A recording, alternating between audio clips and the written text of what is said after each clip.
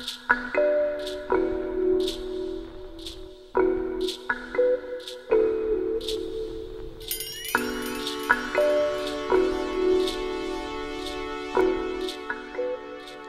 living things are composed of a phospholipid bilayer membrane, also called a plasma membrane.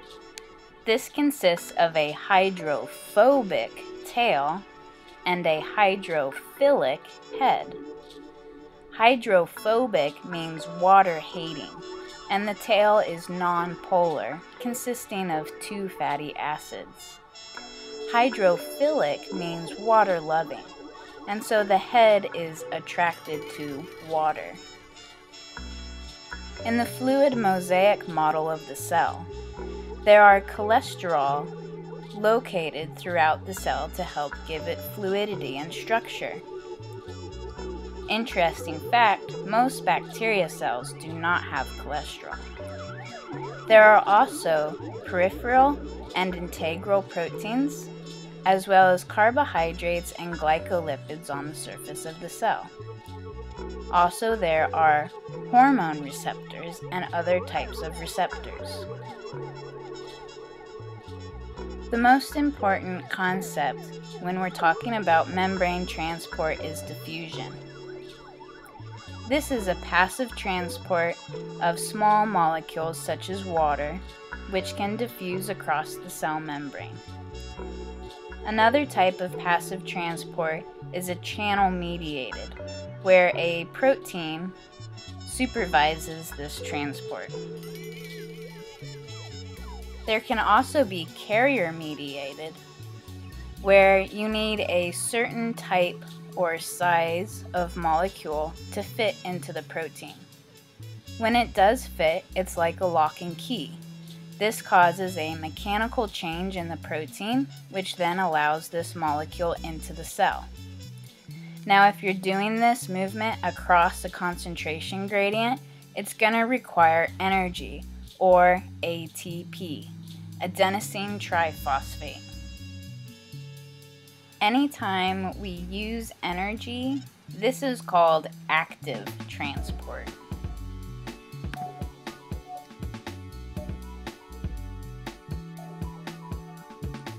When we're talking about a concentration gradient, if the concentration of the molecule is higher inside of the cell than it is outside of the cell, we call this hypertonic.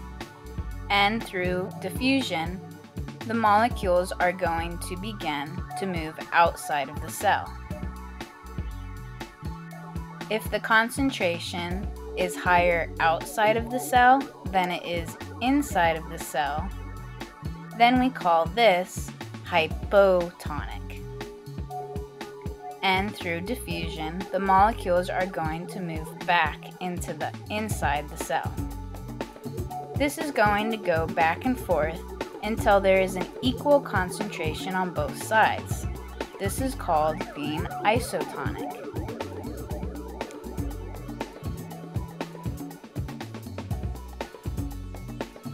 This concept of hypertonic and hypotonic makes a difference when we're talking about an animal cell or a plant cell.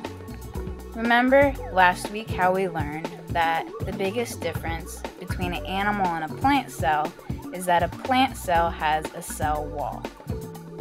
When an animal cell has a high concentration gradient inside, it's going to swell and eventually it's going to burst because there is no cell wall.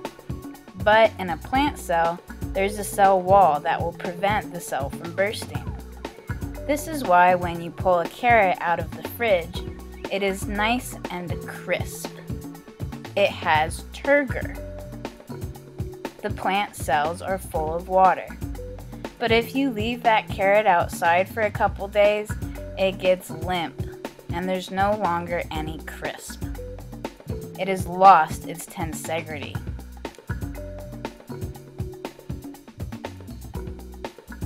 In animal cells, this swelling and bursting can be deadly. There are several examples of water toxicity. Water intoxication which is also called hyponatremia, which is basically an imbalance of electrolytes, and it can affect brain function because the cells of the brain swell so much it causes intracranial pressure, resulting in seizures, coma, and death. In 2007, a 28-year-old mother in Rancho Cordova, California, tried to win a Wii by holding her pee.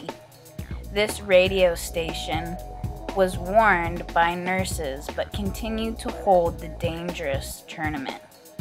In 2013, a 21-year-old woman died during a radio contest in Brazil where she drank 54 liters, or 14 gallons, of water mixed with yerba mate.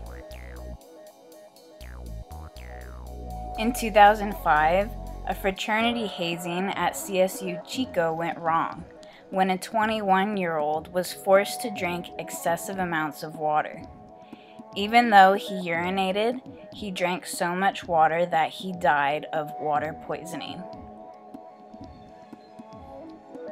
There are other instances, such as in 2002, when a 4-year-old died after her parents forced her to drink 1 gallon of water as discipline.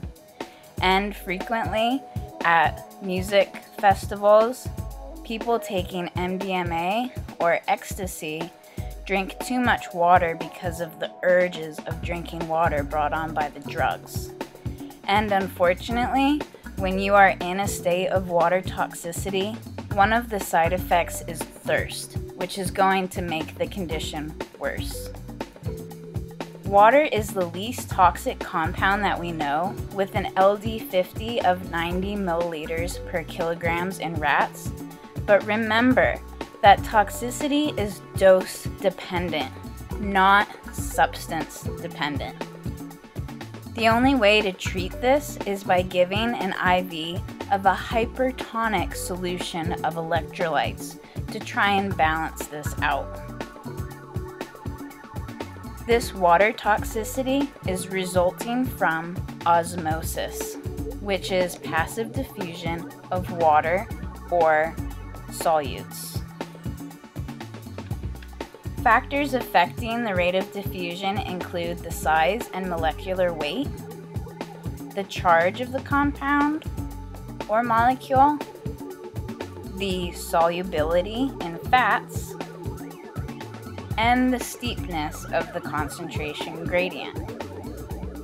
Steepness refers to how much difference there is between the concentration gradient.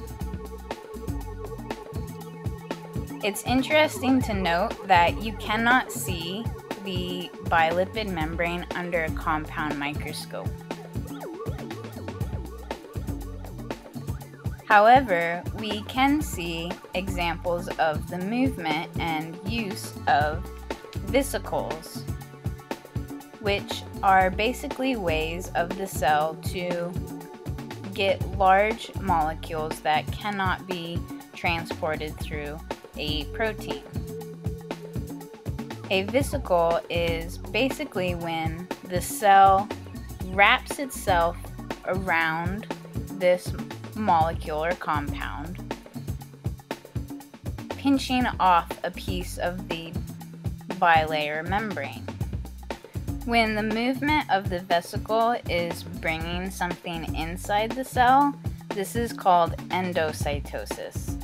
And when the vesicle is moving something outside of the cell, this is called exocytosis. When this is being done for water compounds, it's called pinocytosis, which is drinking of the cell. I like to think of like Pinot Noir. Phagocytosis is when the cell is basically eating something. This can also be seen when an amoeba is eating another protozoa or bacteria.